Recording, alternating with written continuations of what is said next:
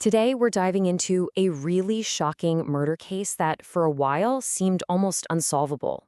You've got a young mother who vanishes, and then her remains, or what's left of them, turn up 1,000 miles away, creating this absolutely gruesome puzzle. So let's get into it and see how some truly groundbreaking forensic science managed to give a voice back to the victim. And that really is the heart of this entire story. This quote here from the lead forensic anthropologist, Dr. Ann Ross, just sets the stage perfectly. It's a powerful reminder that behind all the cold, hard science, there's a real person, a human story that desperately needs to be told. So, it all starts when a young mother, Laura Aronson, is reported missing. And what investigators eventually find sends these shockwaves from North Carolina all the way down to Texas. It immediately kicks off two parallel hunts for the truth. Laura was only 27 years old, and from everything you read, her entire life revolved around her two young sons. Her friends described her as bubbly, just a wonderful person who was even starting a new business. She was completely focused on her kids, and that's the life that was so tragically cut short. Now, I want you to contrast that vibrant person we just talked about with the evidence that landed on Dr. Ross's examination table. What she got was just horrifying. It was a box filled with little vials of bone fragments. Not even a full skeleton, only about 60% of it. The body had been completely dismembered and treated with acid. It was just a clear, desperate attempt to literally erase a person from existence. So, right away, the case splits into two very different tracks. On one side, he's not the detectives asking those classic questions. Who did this? Who had the motive? Who had the opportunity? And on the other side, you have a scientist asking something way more fundamental. What happened to this person? What story can these bones actually tell us? All right, let's follow the police work first. The investigation pretty quickly zeroes in on the most common starting point in cases like this, the victim's ex-partner.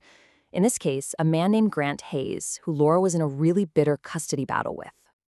And this timeline, it just shows how incredibly fast and suspicious all of this was. On July 13th, Laura leaves a voicemail saying she's going to Grant's place. By that same night, he's claiming she already left. But the really damning part comes just a few hours later, at 2:30 in the morning, when he's caught on camera buying what can only be described as a cleanup kit. And then the very next day, they're gone. They flee the state. This timeline doesn't just suggest a cover-up, it practically screams it. So here's the thing. Grant tries to cover his tracks. When detectives called him, he said he was out in the boonies somewhere with bad cell service. But, well, his cell phone records told a completely different story. They basically painted a digital map of him fleeing the state, heading straight for Texas.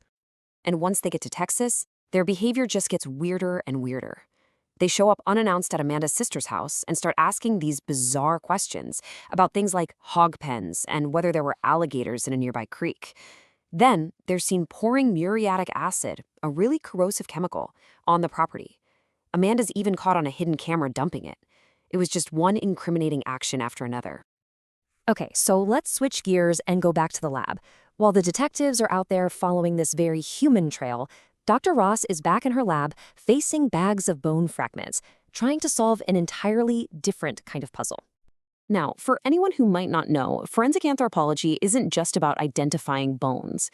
It's really the science of reading the stories that are literally etched into our skeletons. Our bones can reveal so much about how we lived, and in tragic cases like this one, they can reveal exactly how that life ended.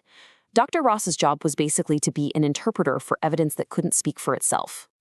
And her job was incredibly difficult right from the get-go. First, she's working with an incomplete skeleton. Second, the medical examiner in Texas had already made their own cuts on the bones during the initial autopsy, so she had to figure out which marks were from the killer and which weren't.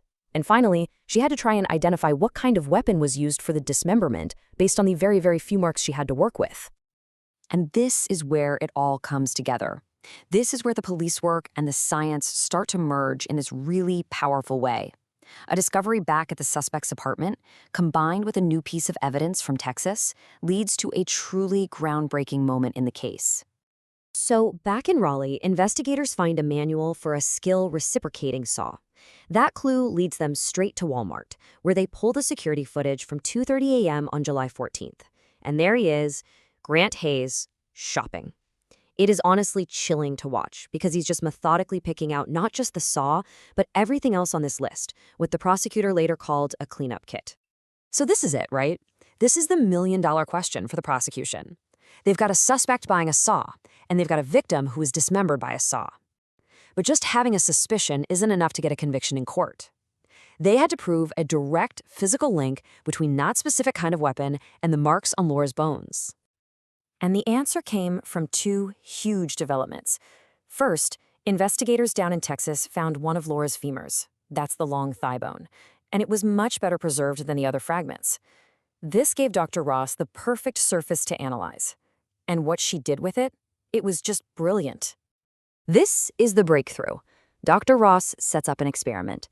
The police went out and bought her the exact same skill saw and the two types of blades Grant purchased, an all-purpose blade and a wood blade. She then used them on a pig bone, which is a common proxy for human bone in these kinds of tests. The marks from that all-purpose blade? They didn't match. But the marks from the wood blade, they were a perfect, undeniable match to the grooves on Laura's femur. It was the smoking gun. But there was one last secret the bones were holding, a tiny detail that could have easily been missed. Amidst all the horrific damage from the dismemberment, Dr. Ross found something tiny, a single, almost invisible nick on a vertebra right under the jawline. And when she looked at it under the microscope, she realized exactly what it was, the mark from the tip of a serrated blade. The dismemberment, as awful as it was, wasn't how she died. It was the cover-up. Laura Arison had been stabbed in the neck. With that piece of forensic evidence locking the whole narrative into place, prosecutors could finally stand in front of a jury and tell the complete, horrifying story of what happened to Laura Aronson. They could finally bring her killers to justice. At trial, both Grant and Amanda Hayes tried to point the finger at each other, but the evidence was just overwhelming. Grant was convicted of first-degree murder and sentenced to life in prison without parole. His wife, Amanda, was convicted of second-degree murder for her role in the crime and trying to cover it up. And this brings us right back to where we started. For Dr. Ross, the verdict wasn't just some legal outcome. It was the moment that Laura Arison, a woman whose killers tried so viciously to erase, finally got her voice back, all through the science that uncovered the truth. So the science provided answers, and the court provided a verdict. But this case leaves behind a devastating human toll. 3 children, Laura's 2 boys and the daughter of Grant and Amanda, are now left to grow up in the shadow of this unspeakable tragedy. And that leaves us with a final, somber question that has no easy answer.